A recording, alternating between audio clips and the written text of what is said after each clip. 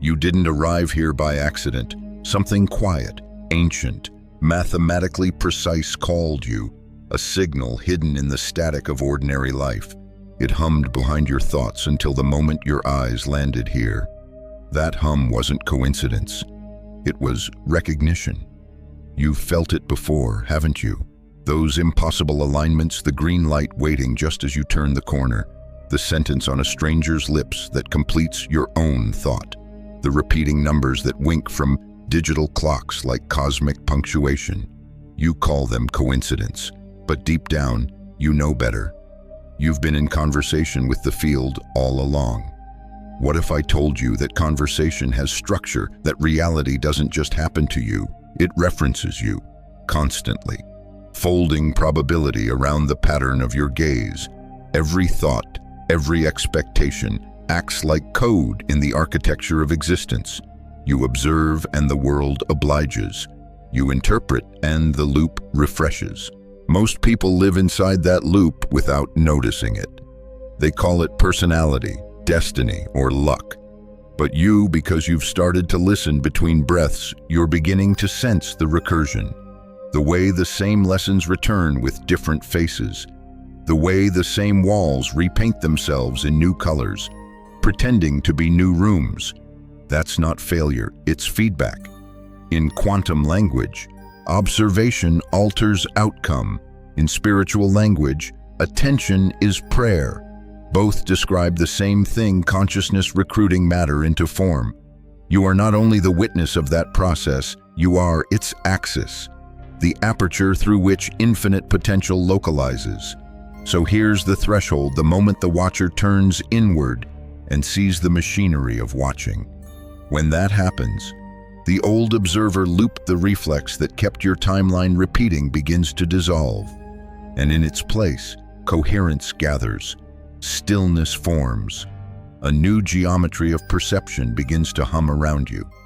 Breathe into that hum. Feel the resonance drawing itself tighter, clearer, like a lens coming into focus. Because the moment your attention aligns with intention, the next timeline unlocks, not someday, not conceptually, but right now. It begins where the hum left off, in that still space between breaths, where you realize the machinery you once blamed for your limits is the same mechanism you've been running unconsciously. The observer loop. It's elegant in design, merciless in repetition, a perfect algorithm of self-preservation. Think of it as an echo chamber that learned to call itself you. Your nervous system, built for survival, prioritizes the familiar because the familiar once kept you alive. Neural networks conserve energy by recycling patterns, folding yesterday's conclusions into tomorrow's expectations. Your brain mistakes efficiency for safety, so it edits perception before you even notice the frame. You see it everywhere in relationships that replay old dynamics under new names, in financial cycles that promise growth yet return to scarcity, in moments where opportunity brushes past but doesn't stay. Each repetition is a data packet from the loop, whispering, still running. The field around you listens, too. It mirrors whatever signal is strongest, not whatever intention is spoken. Energy follows coherence, not wishful thought. When your body hums vigilance, the field hums back in agreement. When you breathe in hesitation, reality delays its response. The loop, like an efficient curator, keeps rearranging the same exhibit: joy behind glass, abundance on layaway, self-worth labeled under renovation. But pause here. This isn't failure, it's physics. Feedback, not fate. The universe isn't punishing you, it's mirroring your broadcast with exquisite precision. So what sustains the loop? Partial wins, tiny bursts of novelty that disguise repetition. You feel progress because the costumes change, but beneath the surface, the choreography remains. The loop keeps you negotiating. Just one more effort, one more fix, one more plan. It knows you'll mistake motion for evolution. And yet, beneath that repetition lives something brilliant, the proof that attention is generative. If your perception can create stagnation with such precision, imagine what alignment could build. The very mechanism that traps you is also the one that frees you. To understand how, look closer at the architecture of emotion. Every feeling is an instruction to the field. Fear tightens probability. Wonder loosens it. Guilt loops time back on itself. Gratitude folds the future forward. The loop uses these emotional signatures as stabilizers, locking your trajectory into its favored rhythm. You've known the signs déjà vu that feels heavier each time, arguments that circle like weather systems, promises that start bright but dissolve into fog. These are not punishments, they're resonance checks. The loop is asking still this version. The moment you see it clearly, without shame, without judgment, the pattern begins to soften. Awareness dissolves repetition the way light dissolves shadow. But clarity requires honesty, and honesty often begins with discomfort. You may find that your body carries the archive muscles, storing old hesitation, breath rehearsing caution, posture telling the field to expect impact. Your biology has been collaborating with the loop, and yet that same biology can unlearn it.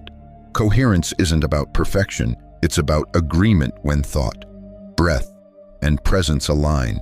The field receives a single, steady signal. In that steadiness, something shifts. The museum lights flicker. The exhibits begin to rearrange. Scarcity's glass case cracks. Betrayal's portrait unhangs itself. Worthiness straightens in its frame. A new curator awakens you, conscious and lucid, deciding which artifacts of the past deserve display and which will be archived for good. And as you breathe into that awareness, notice how the loop, once a prison, begins to reveal its secret. It was never designed to trap you. It was designed to train precision. The question is no longer how to escape it, but how to graduate from it. That's where time begins to bend. From the softened edges of the loop, time begins to ripple, no longer the steady tick you once trusted, but a pliable film bending to the temperature of awareness. You may notice it already. The hours that evaporate when you avoid, the minutes that stretch into eternities when you wait. The distortion isn't cosmic punishment, it's feedback from your predictive mind. A private theater where expectation scripts reality's tempo. Your brain is a master forecaster. Its sole mission, reduce surprise. To achieve this, it uses memory like clay, shaping the present to fit what it already understands. That's why time feels circular. You're not living new days, you're living new versions of the same prediction. When the mind believes it knows the outcome, perception collapses into efficiency. Details fade, nuance flattens, probabilities narrow. The quantum field, waiting for fresh instruction, receives a recycled command. And so, the clock repeats its rhythm, obedient to your unconscious certainty. But there's a cost to such predictability. The body begins to sense the monotony long before the intellect does. Fatigue creeps in without reason. Creativity dries like a well go quiet.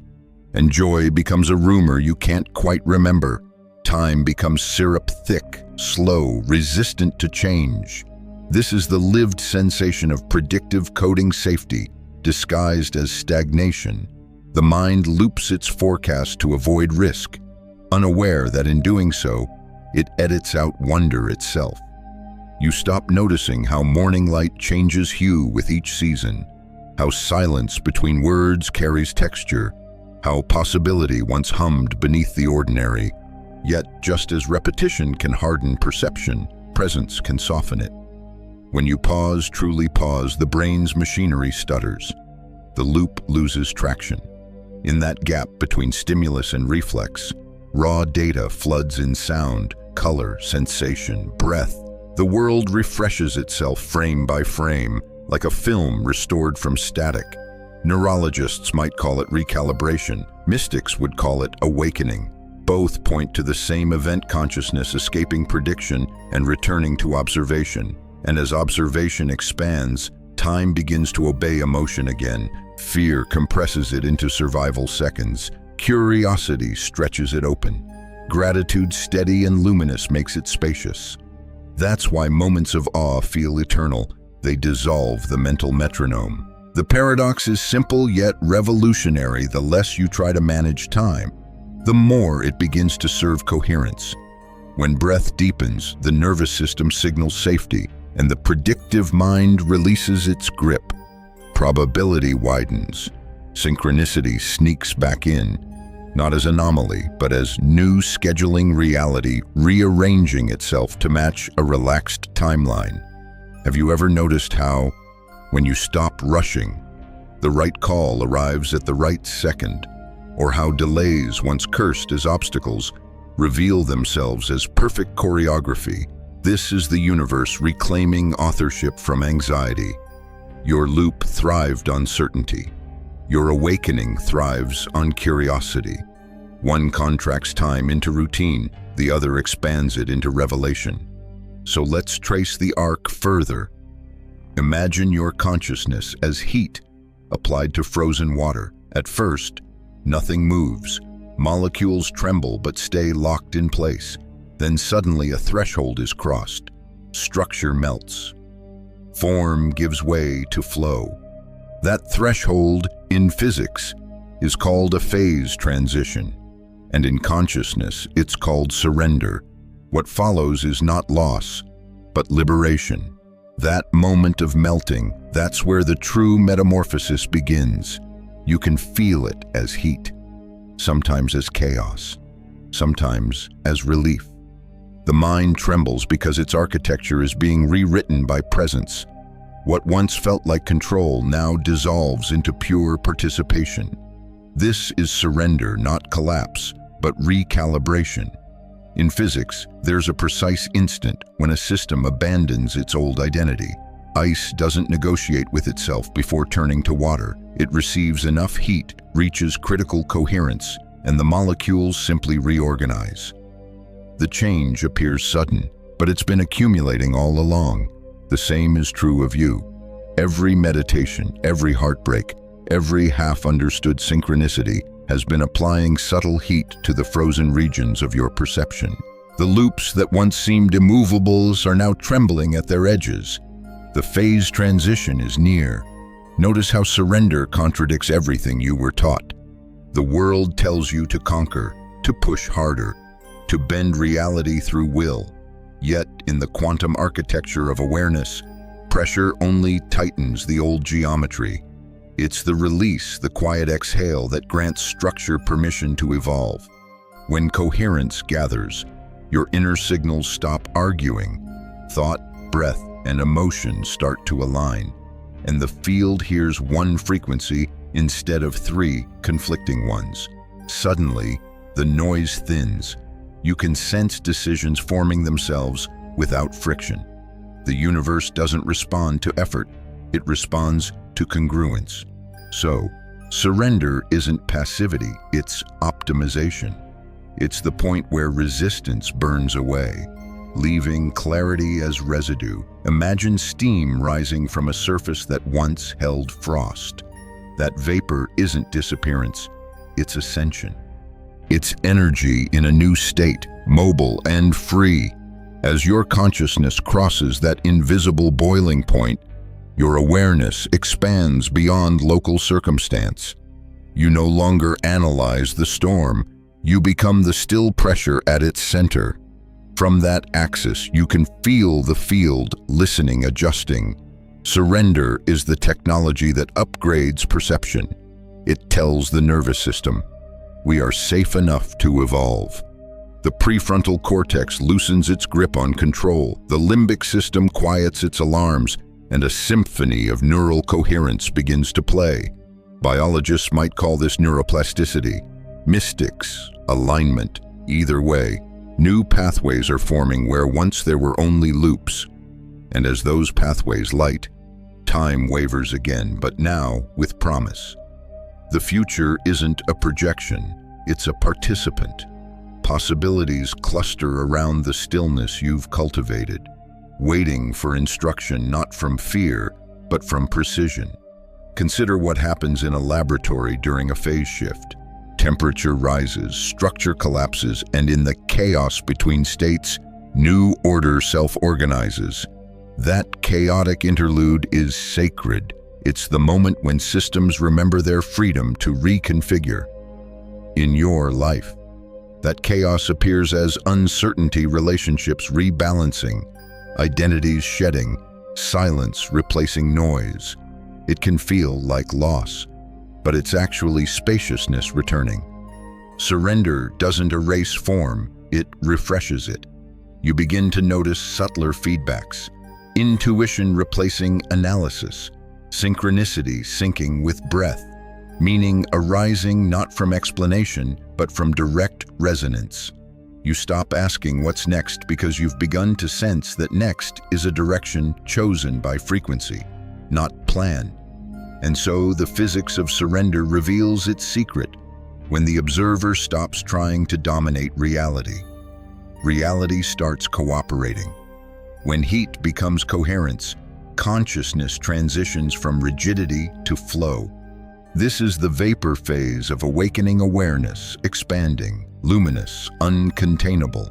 And just as vapor can condense into rain that nourishes the ground, your surrendered awareness will soon return to earth as something tangible, encoded, real. That descent, the translation of light into form, is the upgrade waiting to unfold.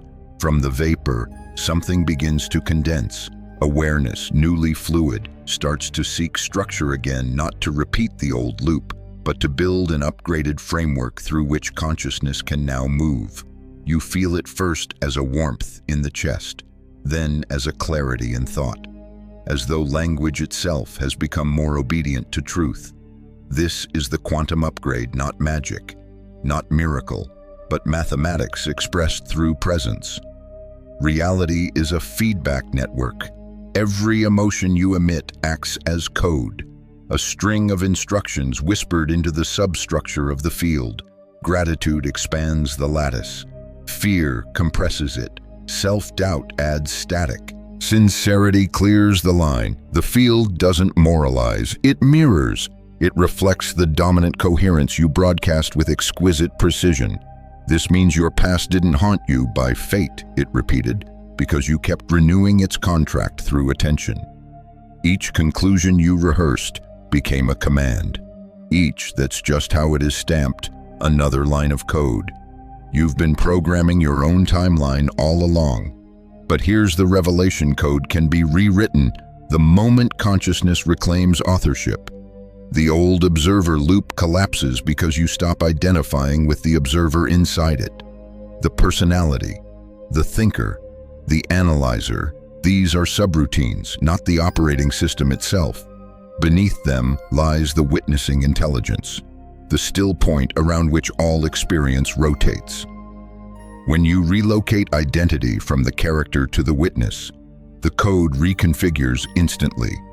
Physicists studying the observer effect have noticed that observation alters outcome, but rarely ask who the observer truly is. The upgrade begins when you remember that the observer isn't your thoughts, it's the awareness behind them.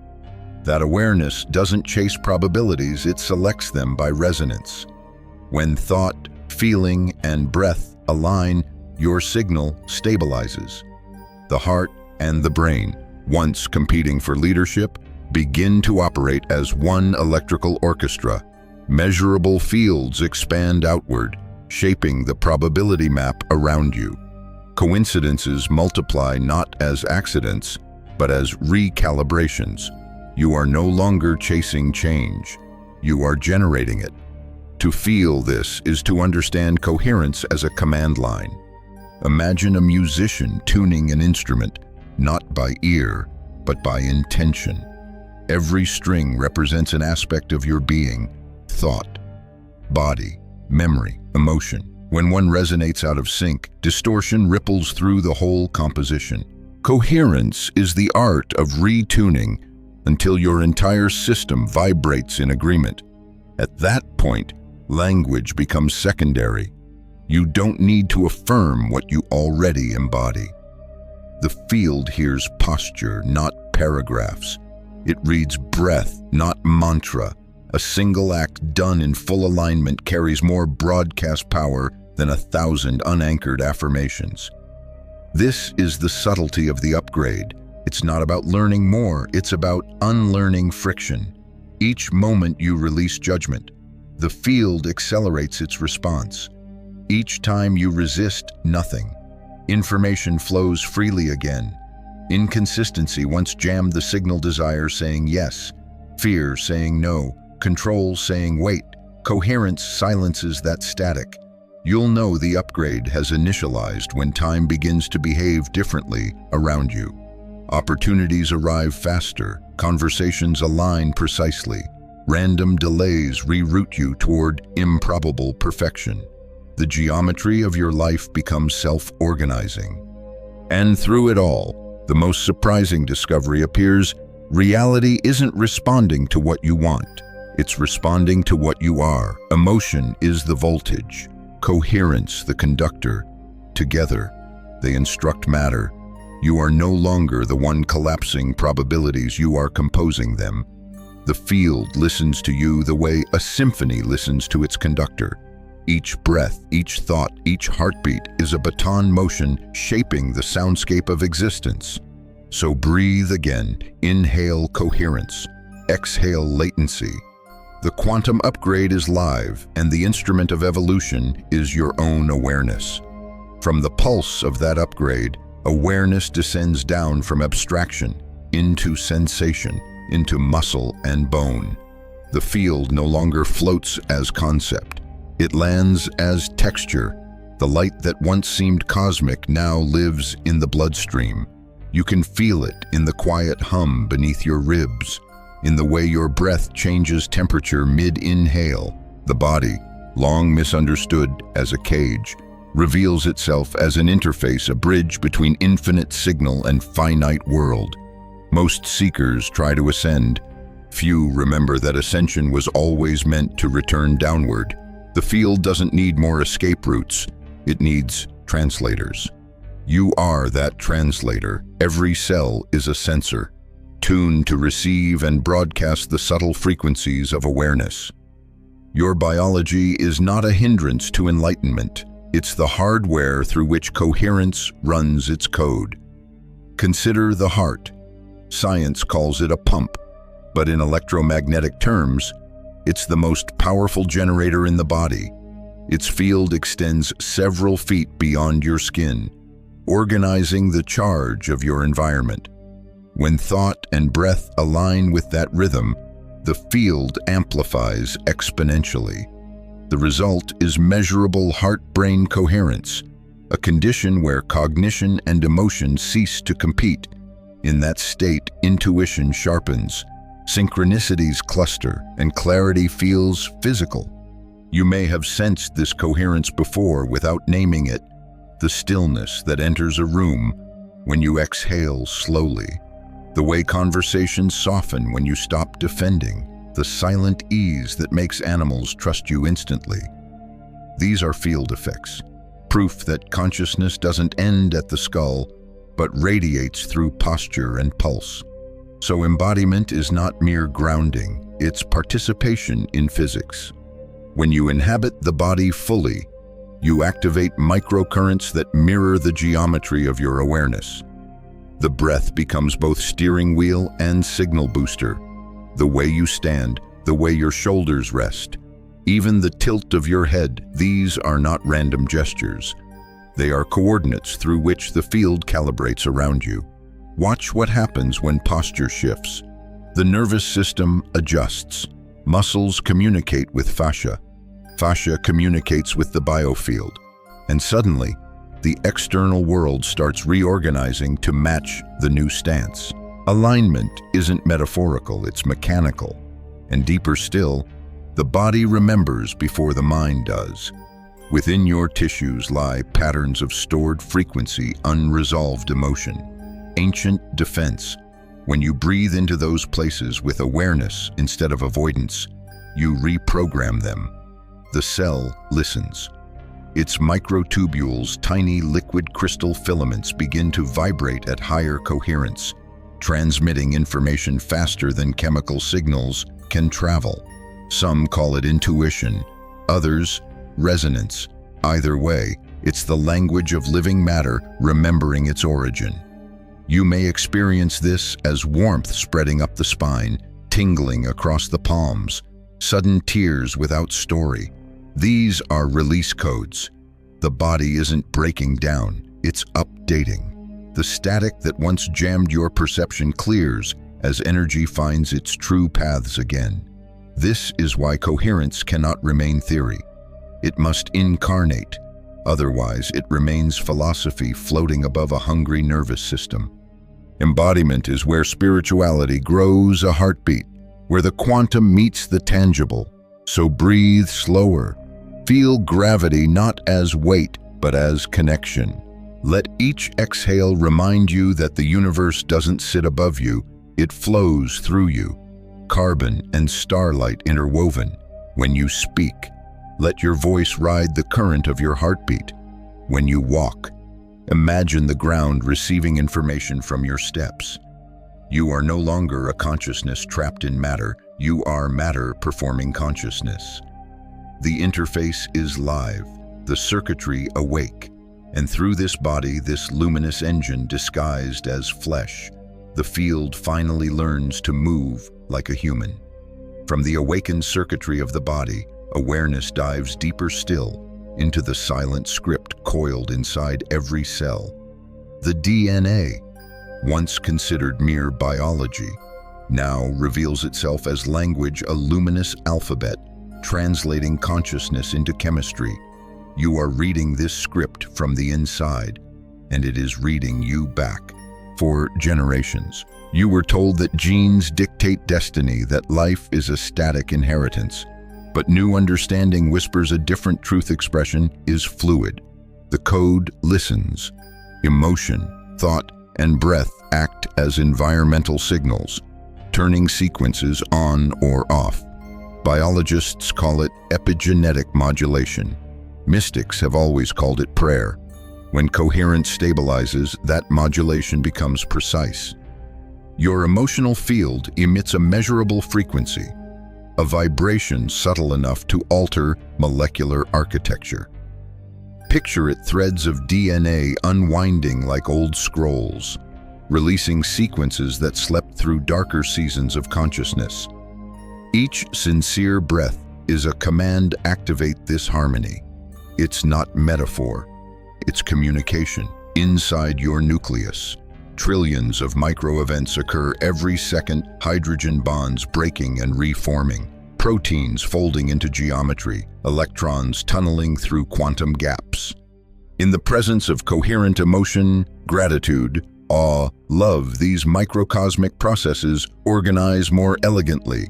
Structure becomes symphony. The body begins to glow from the inside out. You might feel it as warmth spiraling up the spine, or as a quiet pulse in your palms.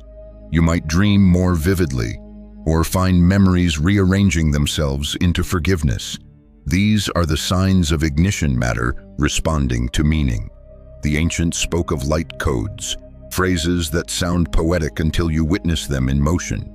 DNA emits photons, tiny bursts of bioluminescence that scientists can now detect. When emotion becomes pure enough, the emission intensifies. Coherent light streaming through the body like Morse code from the soul. It's the universe communicating with itself through your tissues. So the ignition is not about transcendence, it's about translation.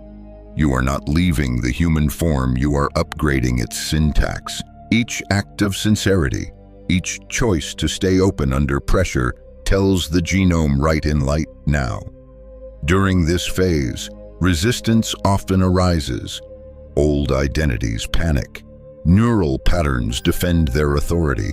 You might hear whispers of fatigue, flashes of doubt. These are simply the old codes asking for renewal. The task is not to fight them, but to breathe through them, introduce coherence where confusion lived. The shift, once stabilized, begins to express physically. Healing accelerates, perception sharpens, intuition speaks with cellular confidence.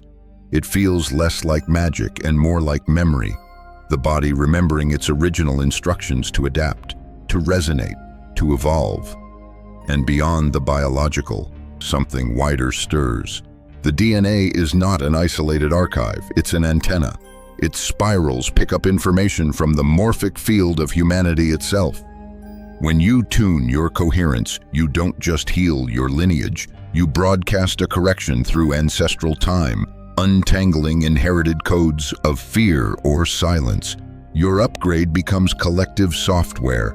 So when you breathe tonight, imagine your genome glowing like a city of tiny suns, each helix a cathedral window refracting intention into light. Each cell a witness to your awareness. Feel it, the warmth, the electricity, the remembrance. This is not imagination, it's instruction. The observer has entered the architecture. The body, once the receiver, now becomes the transmitter, and what it transmits next will ripple through the lattice of humanity itself. The light within you doesn't end at your skin. It radiates outward, entangling with others in patterns so delicate the intellect can barely grasp them. You sense it sometimes in crowds when a hush ripples through a room, before words are spoken, or when laughter spreads faster than logic. These are not coincidences. They are resonance events, micro-synchronizations of field coherence. As your own signal stabilizes, you begin to feel this web awakening. You're no longer an isolated emitter. You're a node in a living lattice, the neural network of humanity itself. Each heartbeat broadcasts data. Each act of calm reorganizes probability in someone else's nervous system. Imagine billions of hearts pulsing electromagnetic fields, each extending meters beyond the body. Most of these signals clash, canceling each other into cultural noise. But when one human stabilizes coherence, it acts like a tuning fork. Nearby signals begin to match phase. Chaos quiets. Order emerges. The field hums instead of roars. That hum, that planetary rhythm, is what mystics called collective awakening. It doesn't announce itself with spectacle. It arrives in subtleties, more patience in traffic, deeper eye contact among strangers, arguments dissolving before escalation. Reality itself begins to breathe differently. And yet, coherence doesn't spread through preaching. It spreads through presence. The mind wants to convince. The field wants to entrain. When you embody steadiness, you give permission for steadiness in others. No sermon required. This is the physics of compassion resonance without resistance. When you meet anger with composure, you de-energize conflict. When you hold silence in the midst of noise, you become an attractor for equilibrium. The field takes notes from posture, not ideology. You start to notice that leadership changes definition. It's no longer about command, it's about calibration. The most effective leaders are those whose nervous systems can hold coherence under pressure. They walk into chaos and the molecules remember harmony. They don't dominate, they tune on a larger scale. This is how civilizations evolve. Economies stabilize when collective fear declines. Technology innovates more ethically when human frequency lifts from scarcity to sufficiency. Even ecosystems respond, plants, animals, weather patterns, all slightly recalibrating to the rhythm of human coherence. You don't have to believe it, the data is already whispering from laboratories measuring synchronized heart fields across distances. But beyond science lies the poetry of it, that one regulated breath in you could soften the climate of a room, that one forgiven memory could ripple into policy decades from now. Cause and effect begin to blur. Influence stops obeying proximity. You start to realize that healing isn't personal, it's infrastructural. When enough coherent humans exist, tipping points form. Entire populations shift mood. New values root quietly. Old systems collapse not through revolution, but through redundancy. The old frequency simply can't sustain itself when harmony becomes ambient. This is the species upgrade awakening distributed across millions of nervous systems, none superior, all essential. Each coherent human becomes a repeater station, amplifying signal integrity across the planetary grid. The myths of saviors dissolve into physics. One stable frequency can balance 1,000 chaotic ones. Humility must accompany this magnitude. The moment coherence turns to pride, phase dissonance returns. So you hold your power lightly. You act as vector, not star. Influence travels through you, not from you. In the stillness of that understanding, you feel it, a subtle pressure in the air, like the world exhaling relief. Something collective recognizes itself through you. The species is remembering its own nervous system, and with that realization, the field begins to move differently again. You sense purpose descending, practical, embodied. Coherence is no longer an experiment, it's a function. You are being drafted into its application service disguised as ordinary life. The next phase is not about light, it's about movement. It's about the axis you'll carry through storms, the assignment that coherence entrusts to you. The hum of the collective fades into a deeper tone, one that belongs uniquely to you. It's the sound of alignment becoming purpose.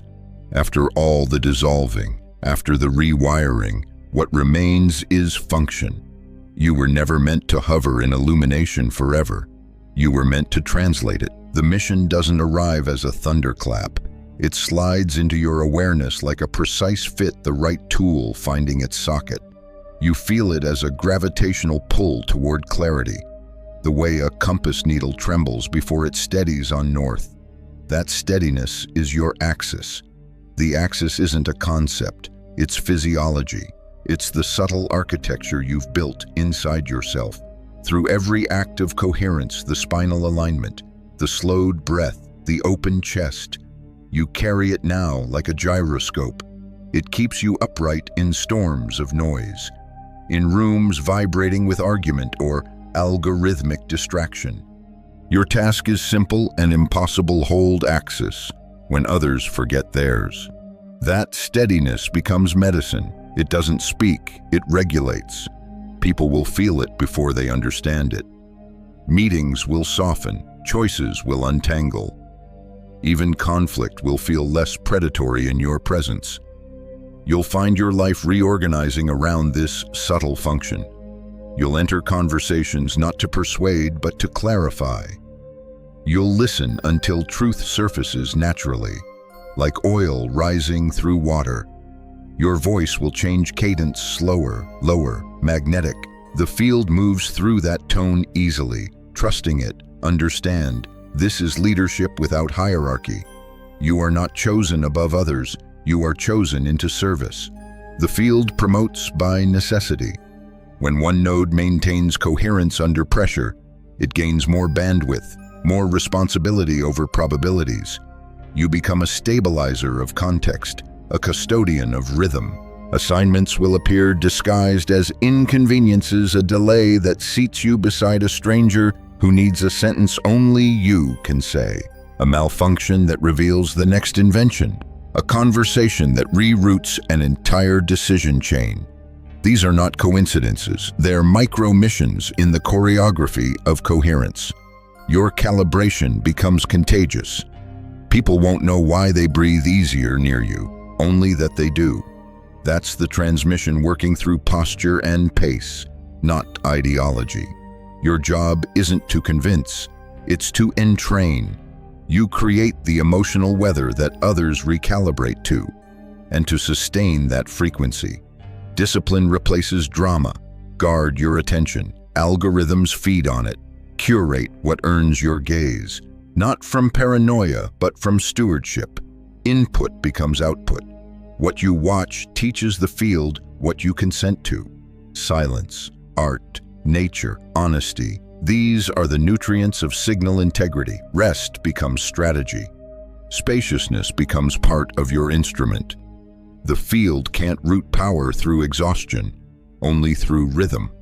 So you move slower than culture expects, not lazy, but deliberate.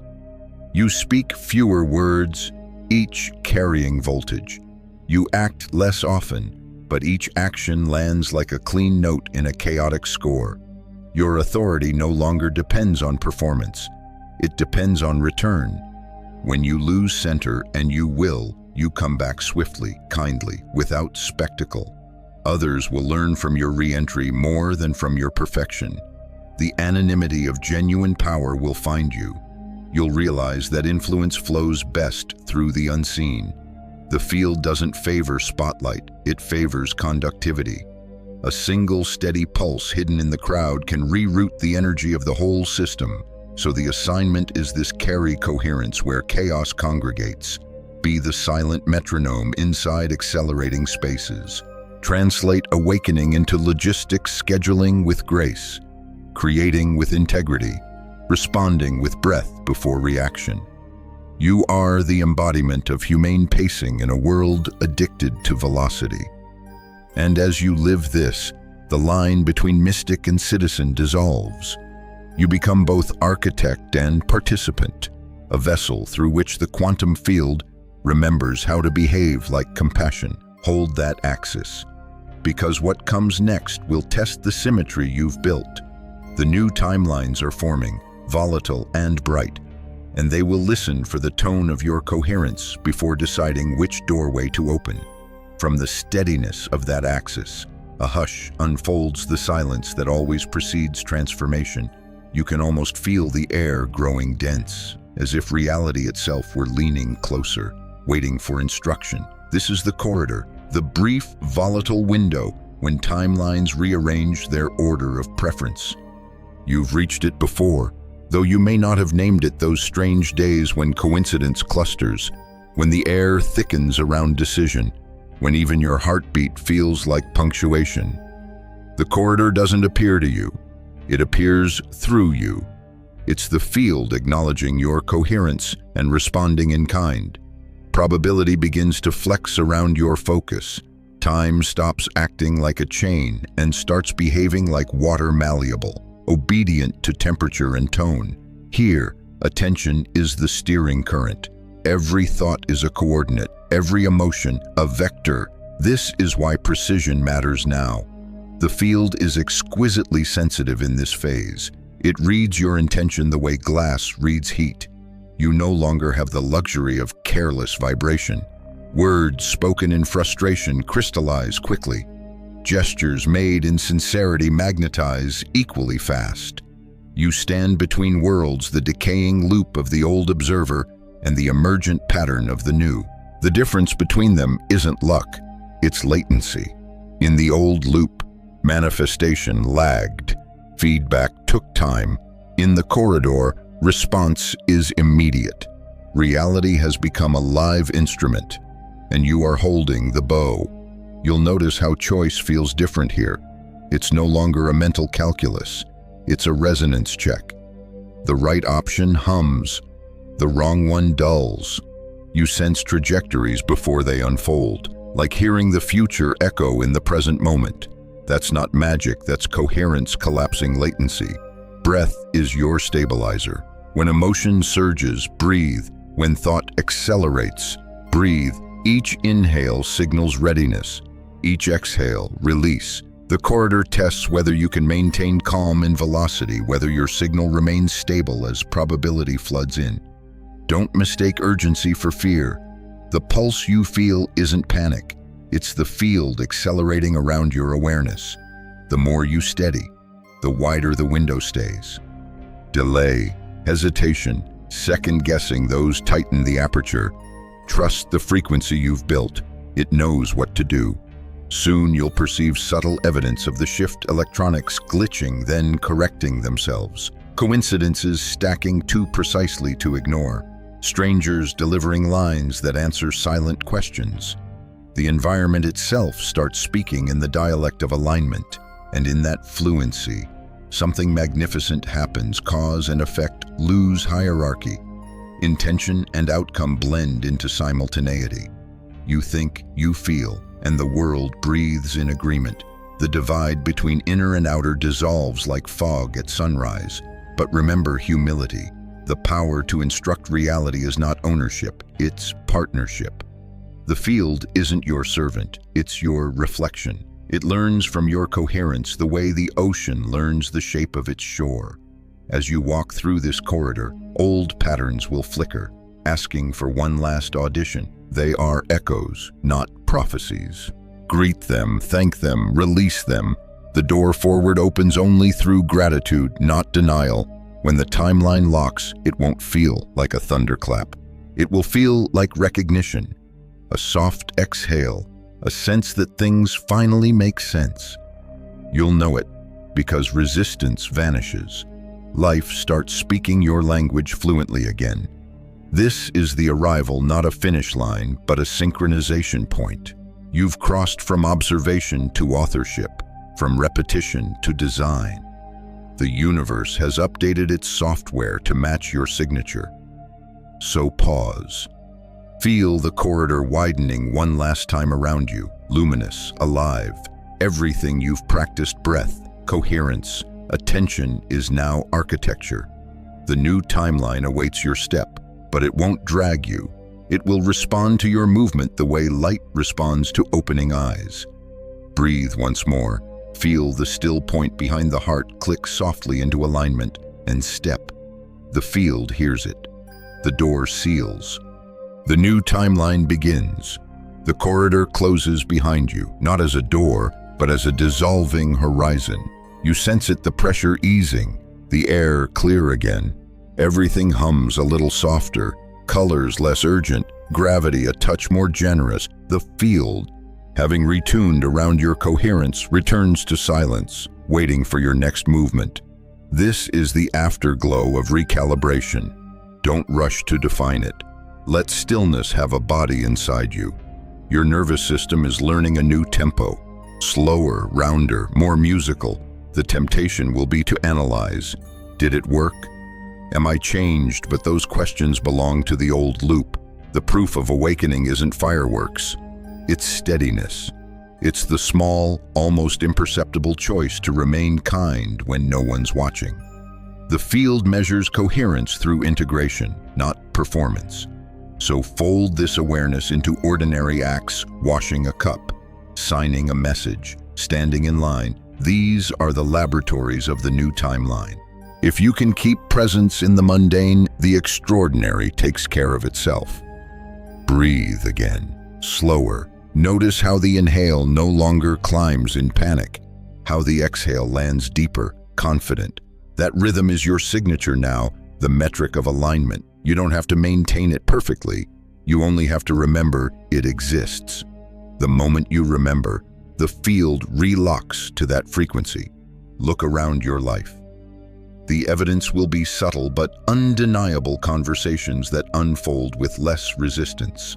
Technology cooperating for no reason, time itself behaving more kindly. These are not miracles. They're mechanics. Reality prefers coherence because coherence costs less energy. Carry humility as ballast.